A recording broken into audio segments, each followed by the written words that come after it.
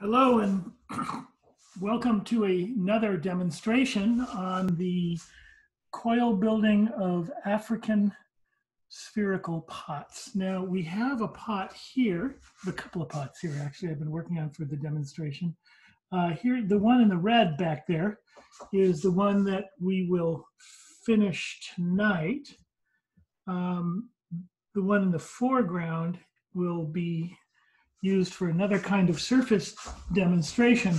But right here, what you see is a pot made with the spherical technique, a little elongated. And you can see I've put rather large lizards on them. And I'm going to make one lizard. There's one lizard remaining that I'm going to make for you now. And this was inspired by wanting to demonstrate applique. And when I started thinking about doing an applique project for you, I saw several pots in the slideshows and videos with lizards on them, but a little bit less animated, a little bit less lifelike, more geometric. But the lizards were an important symbol in Africa. And I started thinking about that. I'm also, when I was a young boy, lizards were really important for me. I would catch them all the time. When I was out at, I'd go out into these drainages and catch lizards all day. It was really something. And now I live in an area where lizards are very naturally occurring, and my whole backyard is filled with them. And I just enjoy the fact that I'm not so small that as a kid, I would have to catch them, but I don't want to catch them now. I just enjoy watching them run all over my yard. There's just hundreds of them, and the little babies are out now, and they're about this big. So this is a whole homage to the lizards around us, I guess, is what I'm saying. And the ones in the other pot, like I say, are more kind of symbolic, and these are a little bit more lifelike. So I start with a tapered coil. So this is just a coil that I've pushed hard on one end to make it tapered, and that'll be the body of the lizard. And then the next thing I need to do is start to make the head. So I just kind of push it in. And I should show you the role model for this lizard, this idea of this lizard that I'm using is a pot that I have right here. This is a pot that I bought in Bali, and I believe this is probably what they call a chitchak, which is a little kind of gecko that chirps all through the night, keeps you up all night, every night, lives in the thatch roofs, and then comes out at night and chirps. So I'm making my lizards kind of the same way those are on that little bowl there. So I've made a kind of arrow-shaped head here, little groove in the middle, and I'll push in a little bit for the eyes. And then I'm going to roll it right here. I recognize that lizards may not be such a popular iconography, and you may want to find your own kind of thing to make there. It may not be lizards for you. Then I'm going to roll here too, just make it a little thinner right here. This is where the legs will attach. So that's a start. Now I have a couple more things to do with this. I'm going to grab a couple of tools here. One of them is this right here. I'm going to make a mouth, a little bit of a mouth here, just by taking my wood tool and rolling it around just a little bit there. And I can soften that edge a little bit. So now the lizard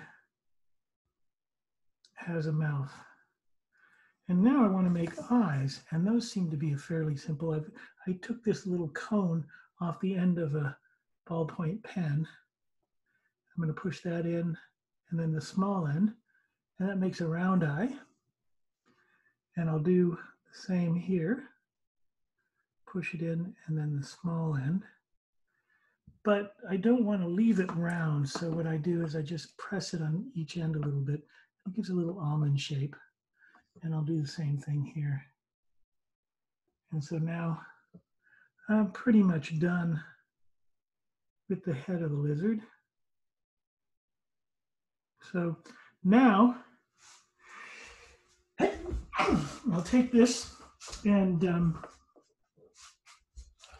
I'm going to work on the last lizard goes right here. I've kind of got them quartering the pot, and I want to find a placement for the lizard, not exactly mirroring the one next to it, but close.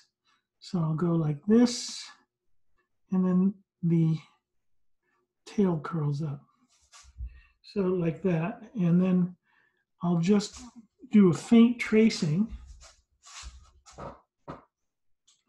I just want to do a little faint tracing so I know where to score and slip. So I'm going to do a little faint tracing there. And that, set this down. You can you see, yeah, the little faint tracing of where the lizard's going. And then I find where I set down my scoring tool. Of course, it was here just a second ago.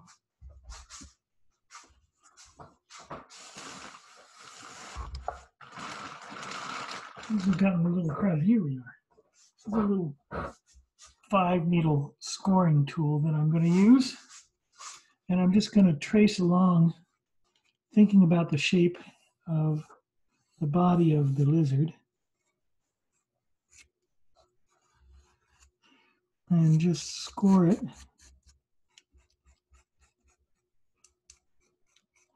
So this is an important point, very important thing to do, because this pot is definitely leather hard now.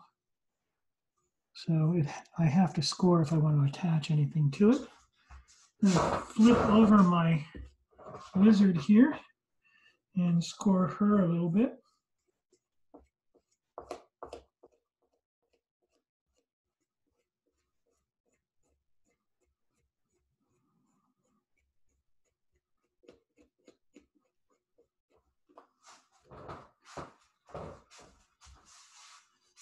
And so now we slip our lizard, put some slip on her,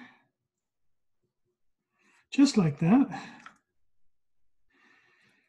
And so I'm doing this lizard iconography, and you may choose anything you want. It could be very much something that you see in the African pots. It could be a design that's more meaningful to you. Whatever you choose to do is fine for that. But the method that I'm displaying here, that I'm demonstrating, is applique, and it's just based on this idea of applying pieces of clay to the surface. And so I'm just pushing the lizard now into the scored and slipped areas. I'm really giving it a good push. I'm even changing the shape of the lizard a little bit. That's okay with me, just to make sure I have a really good hold. You can also see that I put some handles on this piece. I thought it might be nice to see what that looked like. The piece in the foreground is not going to have any handles.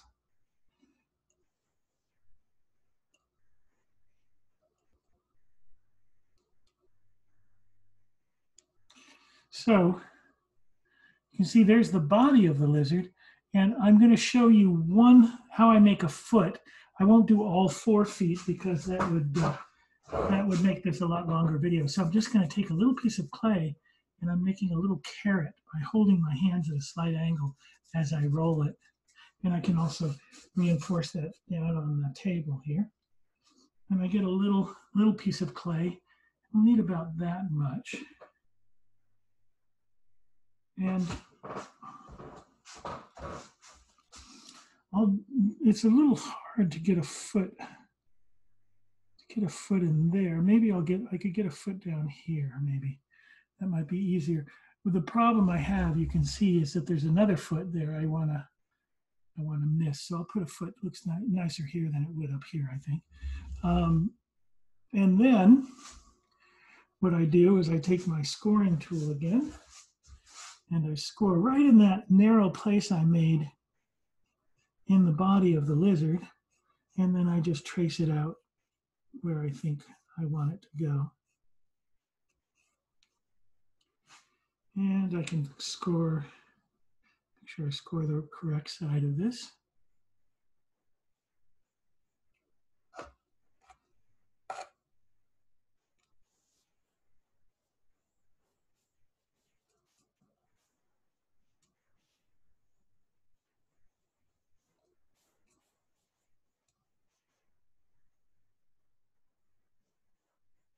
And remember, there's always three parts to joining. There is scoring, slipping, and then pressing. Pressing is really important, that you get some pressure pushing the scored areas together.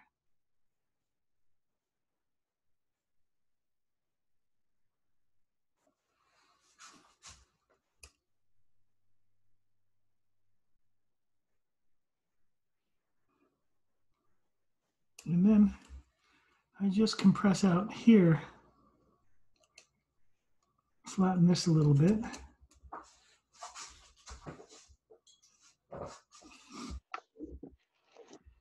And then I take a wood tool, if I have it still. I can probably use this feathering knife as well.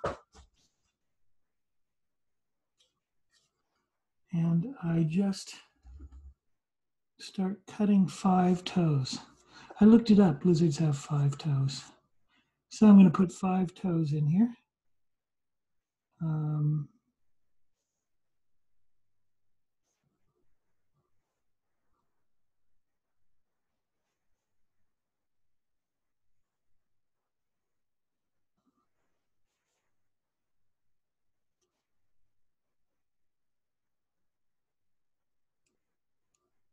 Press them in a little bit.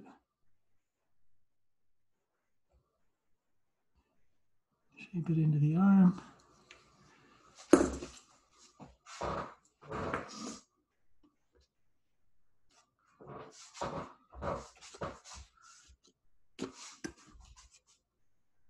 Let's see, somewhere around here I have a little wood tool, and someday it will show up again. Oh. Okay.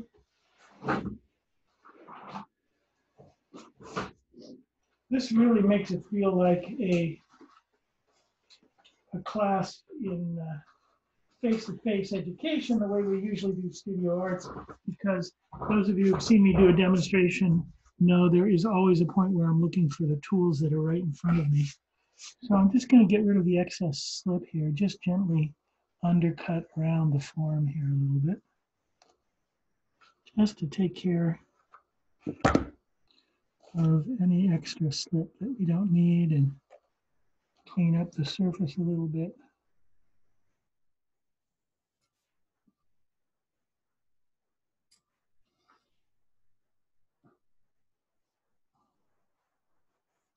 So just clean it up, make sure that it looks okay as a lizard leg.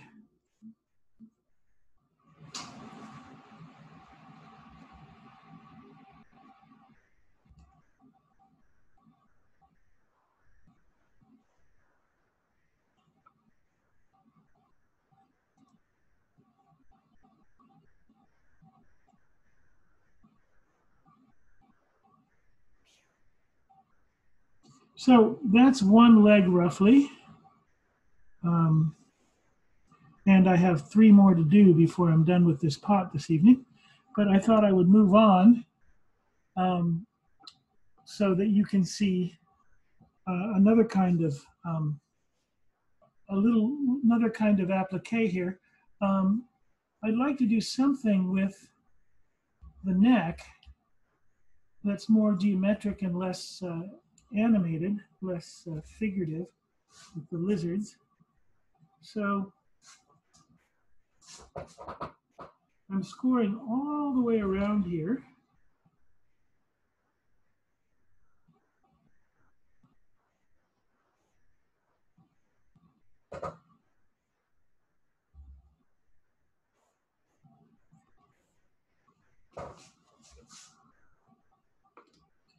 And then I'm going to put some slip in there, just a little bit.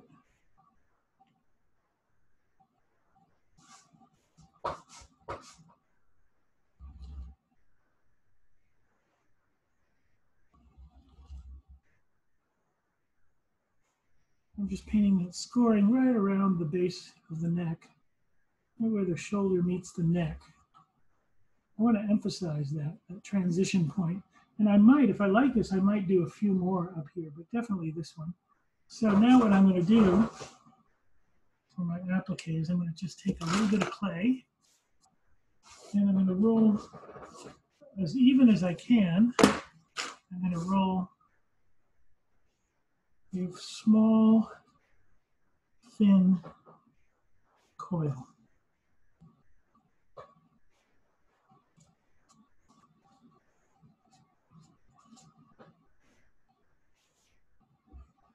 Something like that, as even as I can get it.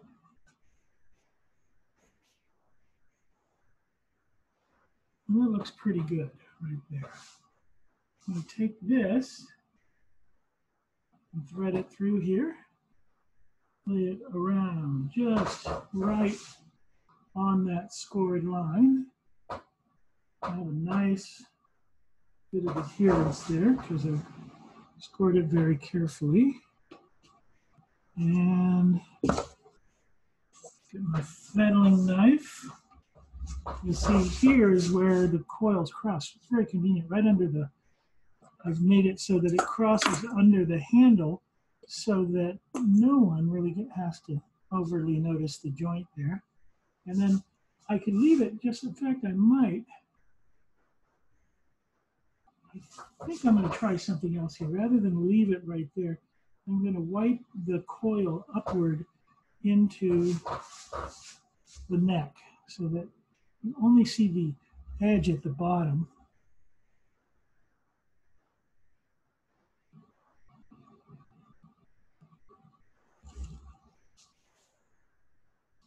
And I could make all kinds of patterns. I could make circles or chevrons or little bumps. I could do all kinds of things with applique.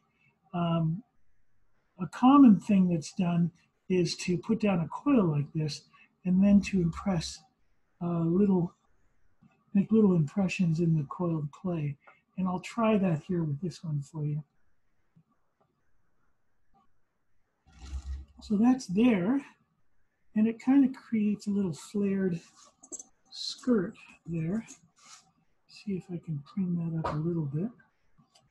May not. Might be better to do with a rubber rib.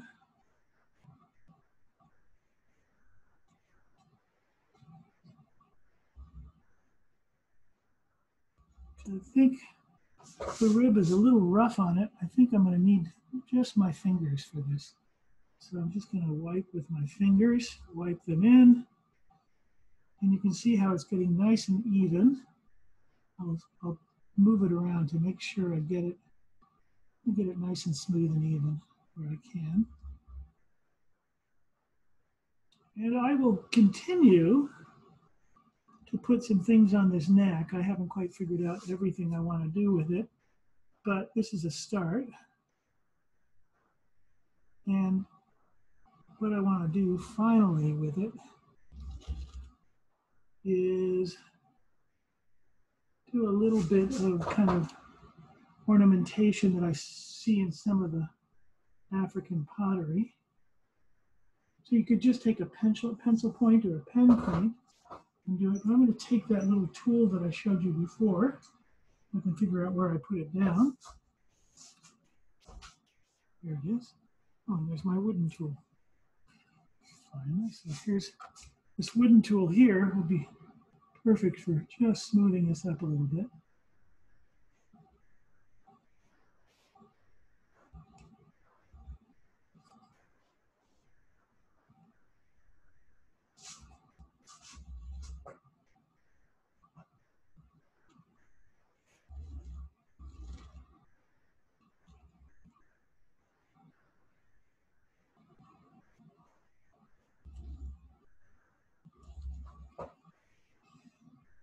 And then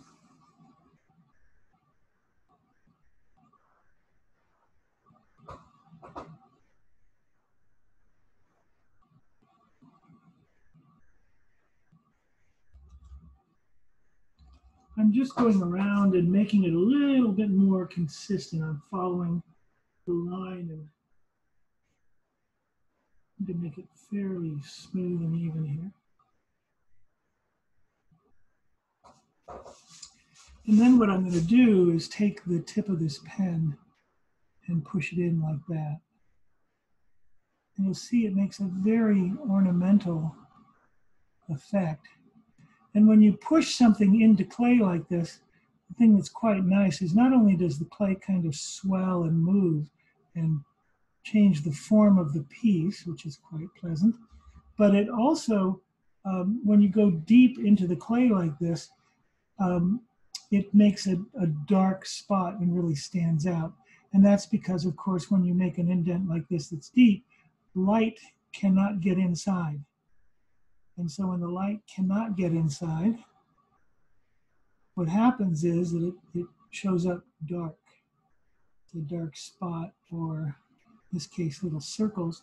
And that makes it it draws the eye.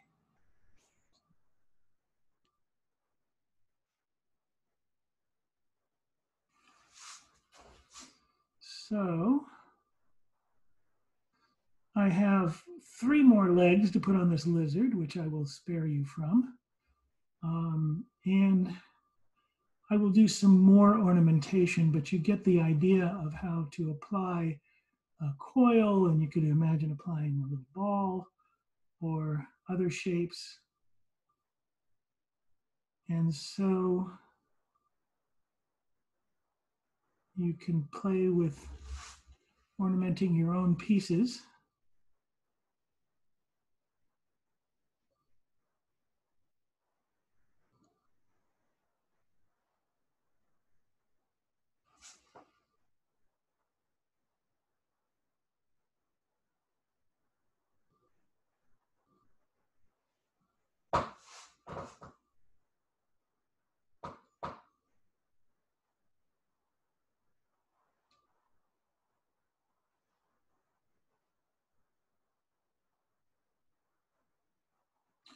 Hardest, of course, right under the handles. But there you go. There's the start of it. And I want to show you one more thing. I'll leave this for you to look at. I'll be right back. I'm going to grab one more item.